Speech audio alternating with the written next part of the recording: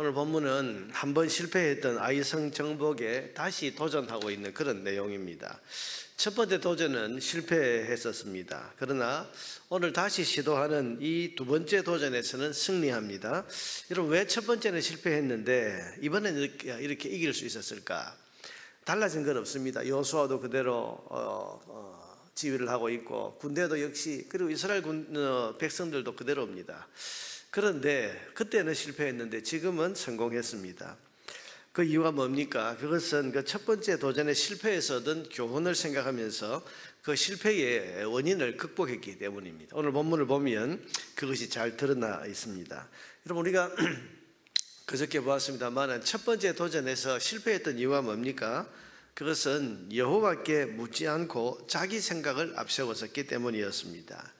그런데 오늘 본문 1절을 한번 보세요. 오늘 본문은 1절을 어떻게 시작합니까? 여호와께서 여호수아에게 이르시되 두려워하지 말라, 놀라지 말라. 하나님께서 여호수아에게 말씀하고 계시고, 여호수아가 그 하나님의 말씀을 듣고 두 번째 도전을 지금 하고 있습니다.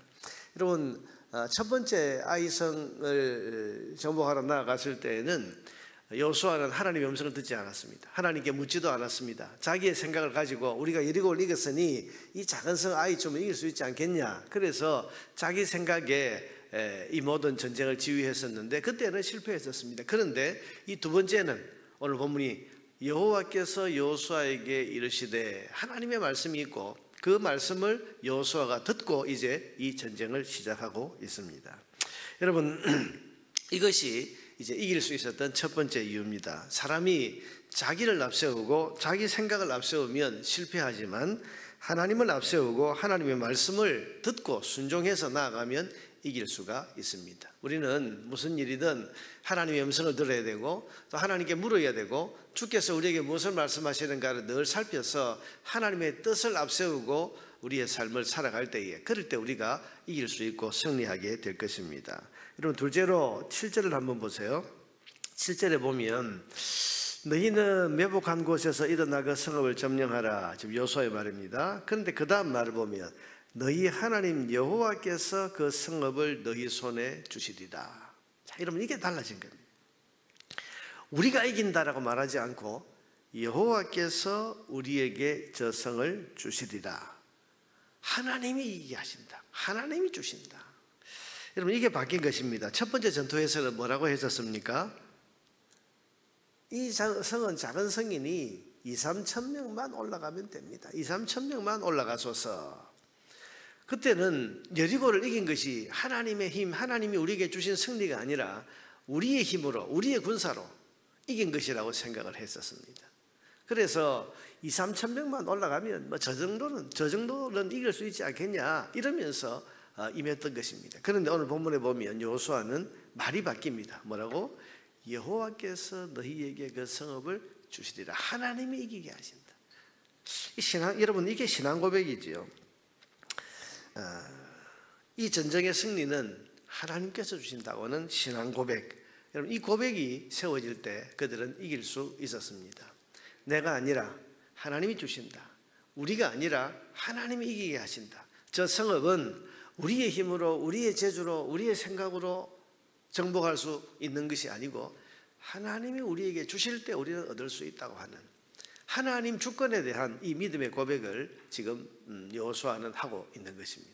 여러분, 이게 의도해서 말한 것이라기보다는 마음속에 있는 생각, 이게 여호수아가 아마 첫 번째 패배에서 마음에 깊이 깨달았을 거예요. 그러니 그의 말 속에 이런 게 은연중에 드러나는 겁니다. 여호와께서 주시리라, 이기게 하시리라. 여러분, 사실은 우리가 광야 생활에서부터나 혹은 또 여호수아 앞부분에 요단강을 건널 때나 혹은 또 여리고를 정복할 때나 이 여호수아는 이 믿음이 계속 있었습니다. 하나님이 이기게 하신다. 저 땅을 하나님 우리에게 주시리라.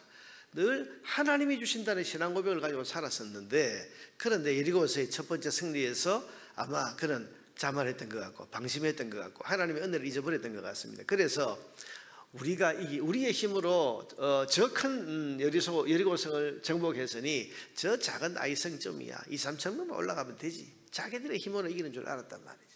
그런데 오늘 고백이 바뀌고 있습니다. 여호와께서 너희에게 그 성읍을 주시리라. 여러분, 사람이 잘 되고 승리하기 위해서는 내가 아니라 하나님이 승리를 주신다고 하는 하나님의 주권에 대한 믿음이 분명히 세워져야 합니다. 세 번째로 여러분 9절을 한번 보세요. 그들을 보내매 그들이 매복할 곳으로 가서 아이 서쪽 베델과 아이 사이에 매복하였고 여호수아는 그 밤에 백성 가운데에서 잤더라. 여러분 굳이 여기 백성 가운데서 잤더라는 이 표현을 쓴 것이 뭡니까? 여호수아의 태도가 달라진 겁니다. 여호수아는 지금 백성과 함께 자면서 전쟁, 이 전투 현장을 떠나지 않고 있습니다. 최선을 다하는 거죠. 2, 3천 명만 올라가고 나는 여기 있겠다가 아니라 백성과 함께 그 밤에 함께 잤다. 함께 하고 있다. 무슨 말입니까? 최선을 다하는 겁니다. 이제 그는 교만하지 않습니다. 겸손하게 또 최선을 다하면서 하나님이 이루실 승리에 동참하고 있습니다. 여러분 이런 태도가 승리를 가져옵니다. 왜냐하면 하나님께서는 우리가 너무너무 잘 아는 대로 겸손한 자에게 은혜를 베풀어 주시기 때문입니다. 무슨 일이든 자만하면 안 됩니다. 무슨 일이든 교만하면 안 됩니다. 교만하면 하나님이 교만한 자를 멀리 하신다고 하시고 겸손한 자에게는 은혜를 베푸신다고 했는데 어떤 일이든 겸손한 태도로 갈 때 하나님께서 은혜를 베풀어 주십니다. 오늘 여호수아는 그런 점에서 태도가 바뀌었습니다. 백성과 함께 그 진중을 떠나지 아니하고 최선을 다하면서 하나님의 은혜를 구하고 있습니다. 우리가 승리하기 위해서는 겸손해야 됩니다. 혹 내 마음이 높아져서 방심하고 자만하고 그래서 이제 그 마음이 높아지면 그 틈 사이로 사단은 파고들게 되어 있고 우리는 승리를 앞두고도 넘어질 수 있습니다. 그러나 끝까지 방심하지 않고 하나님의 은혜를 구하면서 겸손하면 하나님께서 최선을 다하는 그 겸손한 자에게 은혜를 베풀어 주실 것입니다. 네 번째로 그들의 도전은 오늘 본문이 여러분 어떻게 시작을 합니까? 그 앞에 7장 마지막 절까지 어떤 일이 있었습니까? 죄를 처리했습니다.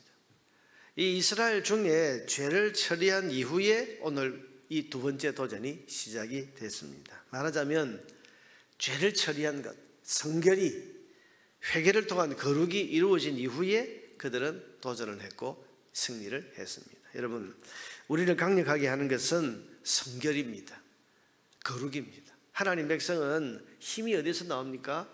정결한 삶, 거룩한 삶에 성결할 때 하나님이 은혜를 주시고 성결할 때 하나님께서 능력을 베풀어 주시기 때문입니다. 여러분 오늘 우리가 죄를 회개하고 하루의 삶을 출발하면 하나님께서는 우리의 삶에 놀라운 능력과 은혜로 도우시는 줄을 믿으시기를 바랍니다.